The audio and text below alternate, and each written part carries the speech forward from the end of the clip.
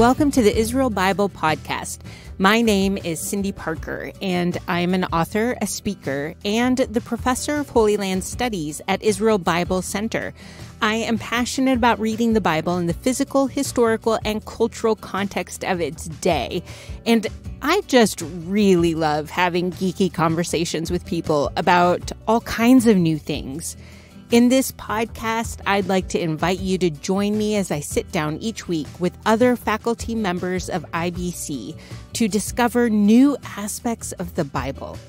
These are some of my favorite dialogues because as a modern audience reading an ancient text, we know that the Bible does not need to be rewritten, but it needs to be reread. This week, we continue our short tour through the Roundtable Talk about Black theology and biblical equality. Dr. Yeshaya Gruber interviewed Dr. Charles Howard, who is the university chaplain and vice president for social equity and community at the University of Pennsylvania in Philadelphia. Dr. Howard's research and writings include academic works as well as meditative poetry. He focuses on issues such as Black theology, poverty, and social change. Speaking of Black theology, do you even know what that means? Let's start the conversation this week with Dr. Howard's definition and then his description of unique aspects of Black theology. I think often when I talk to my students, I sort of start about defining theology broadly and literally as kind of God talk or study of God, study of the divine, words about the divine, logos, theos. And the way that that's employed is kind of a academic field, parallel to cousins with philosophy. My wife is a political scientist, and it can be an academic field. It can also sort of be a personal act of devotion, and it's important to name. And then there are these sort of like subsects of what theology is, and the audience totally gets that. Whether that's around the studying the Bible and studying the way that we worship and studying kind of the end times and why do bad things happen. And one of these sort of subsects of theology is liberation theology.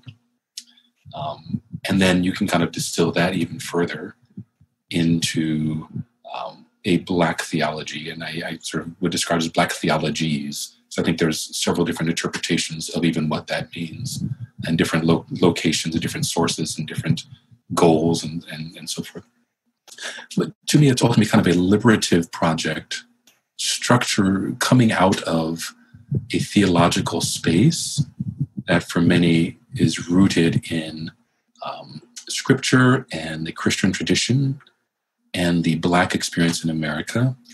Again, there are non-scriptural, certainly not American, and even non-Christian Black theologies.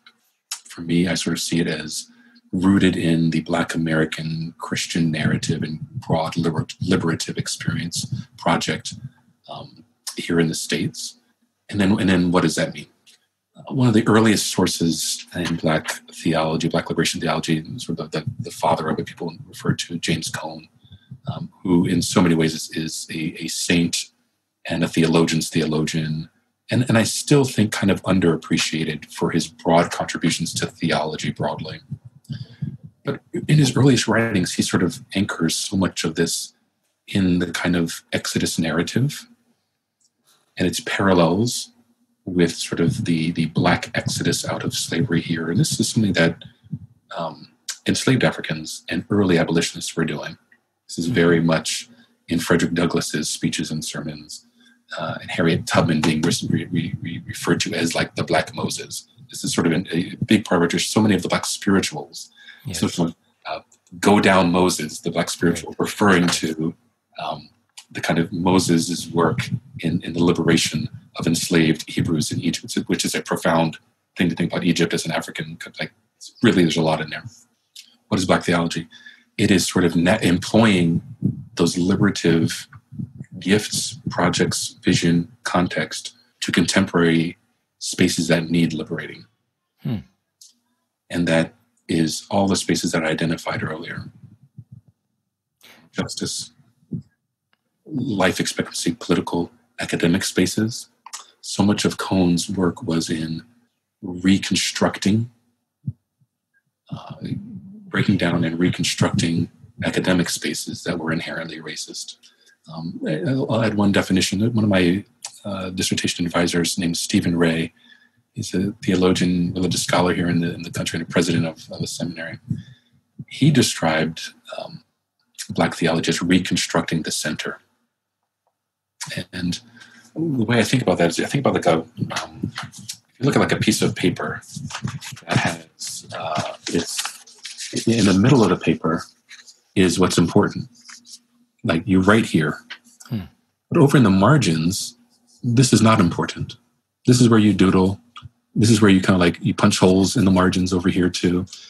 Reconstructing the center is sort of bringing that which is marginalized, those who are marginalized, to where it's important here in the middle. And in so many ways, sort of Black folks have been marginalized in every aspect of life. And the example I give, and then I'll shut up, when I was doing my comprehensive exams, where you have to kind of take these big tests, to sort of show what you've learned over the course of your study, your doctoral studies. And I got this list of like scholars and theologians over the last 2,000 years, sort of Christian, and it's pages and pages. There was one Black person on the list, James Cone. One woman on that list. Maybe two Western European folks on that list. Reconstructing the center is saying, there's only been one Black person to do worthy theological work in all this time, only one woman. Let's bring those marginalized voices and add them to this list. Not in the name of deleting anyone off the list, but in reconstructing the center to add names and people to that list. That's Black theology.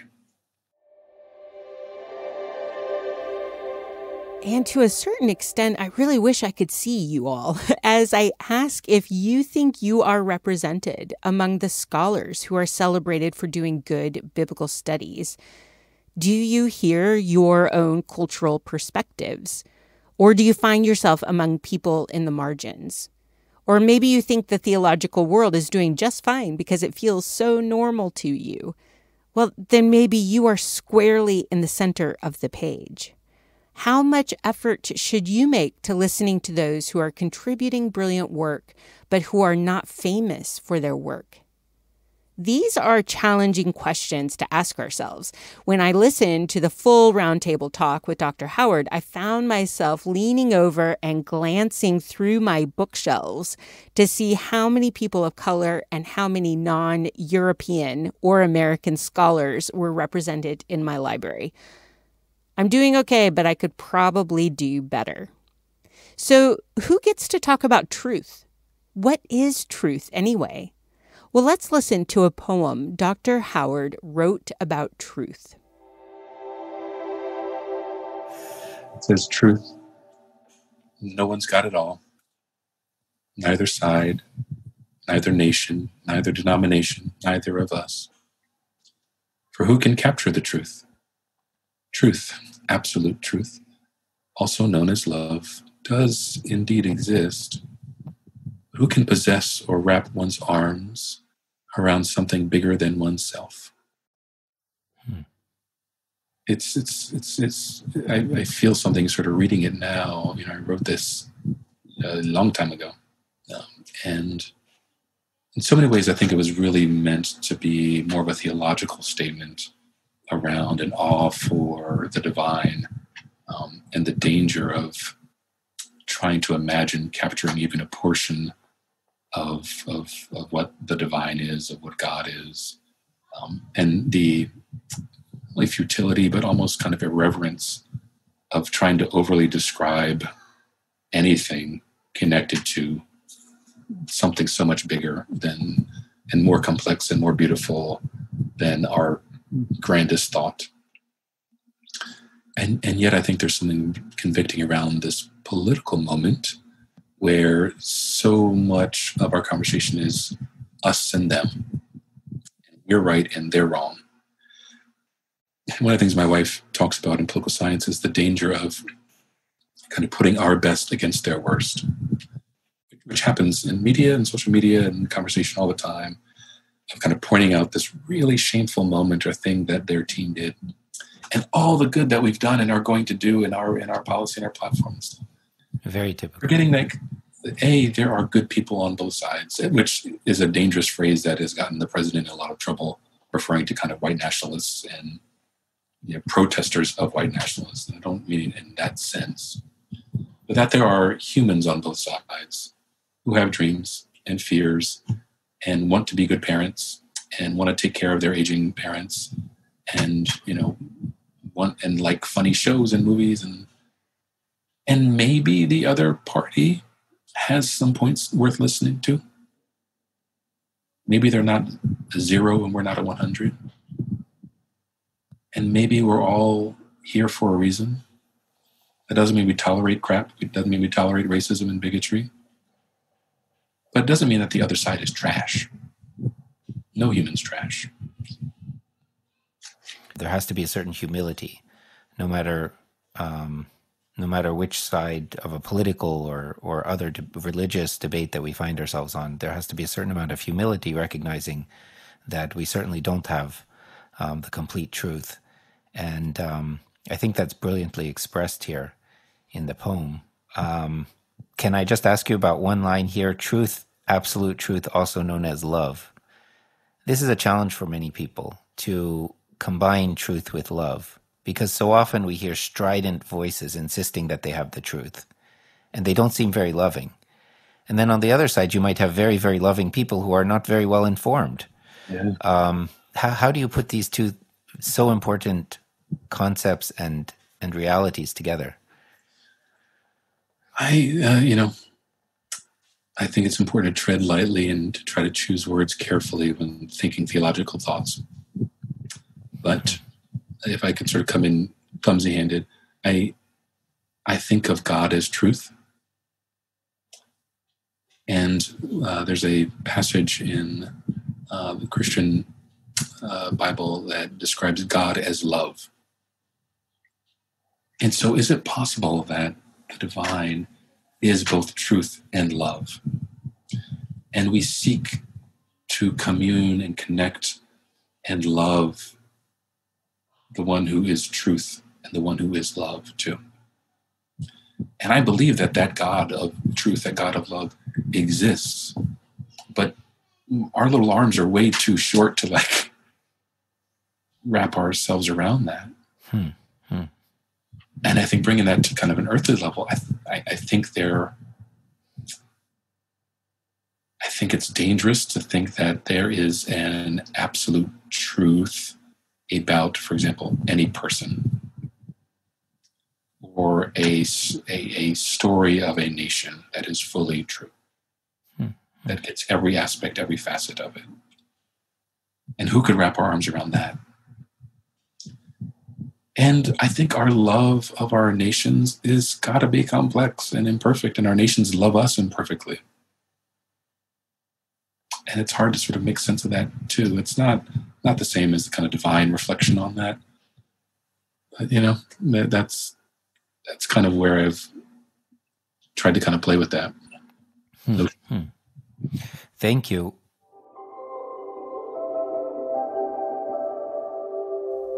And one more final bit I have to play for you because it has to do with music. And in another project I'm doing, I just finished a series about jazz and biblical law and what music can teach us about lament and protest. So I find this part of the Roundtable Talk to be so interesting. Dr. Gruber read a portion of a quote from W.E.B. Du Bois in which he describes African-American music, which is the foundation not only for the blues and jazz, but for most American-style music now. The quote says, "The most original and beautiful expression of human life and longing, yet born on American soil, sprung from the African forest, adapted, changed, and intensified by the tragic soul life of the slave. It became the one true expression of a people's sorrow, despair, and hope. What a gorgeous quote.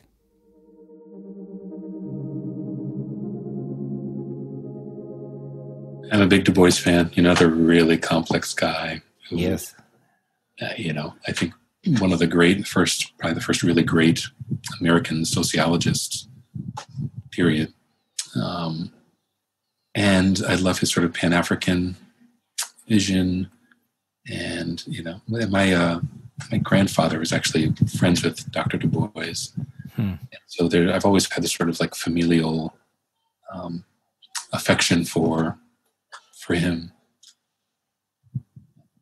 It is a worthy project, I think, really trying to work through the full canon of Du Bois's writings.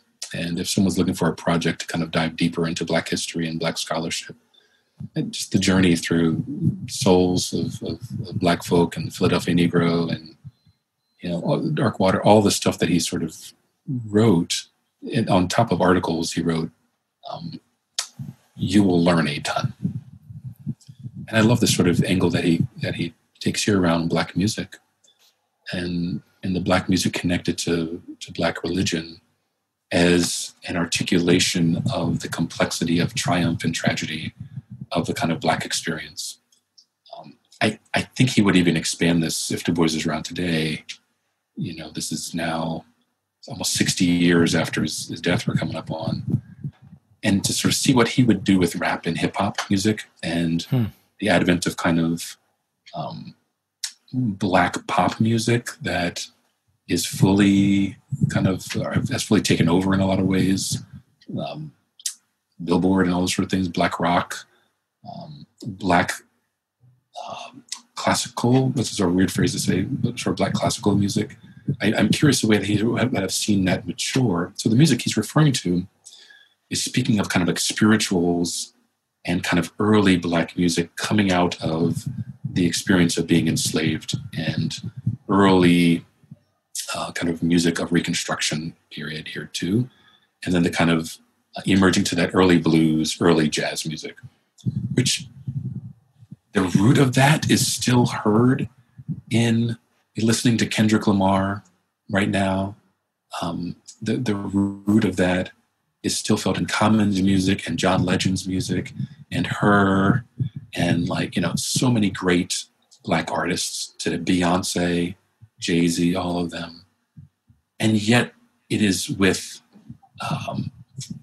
several decades of the accumulation of Black wealth and Black power and sort of Black strength and the kind of continuous intermingling of Black music and white music, and those borders have really kind of been erased in so many ways.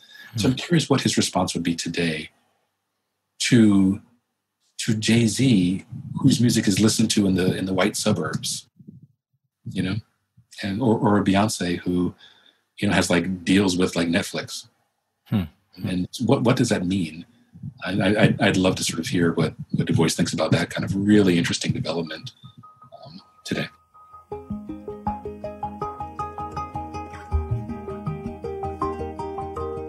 Me too. I'd love to hear Du Bois's take on our music and society today. If you want to learn more from Dr. Howard, he has a book called Black Theology as Mass Movement, in which he talks about both the intellectual or academic side, along with the social action or practical aspects of Black theology. I'll add a link for that book in the episode notes of the show.